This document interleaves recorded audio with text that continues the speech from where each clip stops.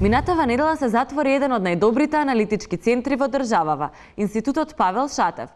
По спонтаниот собир за одбрана на патронот на слободното новинарство Сеат Кочан, граѓаните со слични барања и за Павел Шатев. За таа цел Кузман го имаме на линк.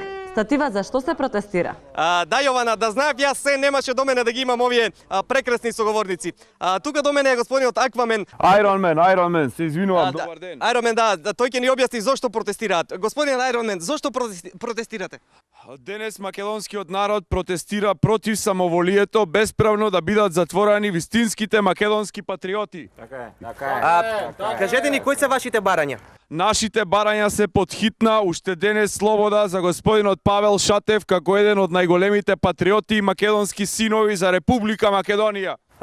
Господин Iron Man, знаете дека Павел Шатев е мртов веќе 60 и кусур години?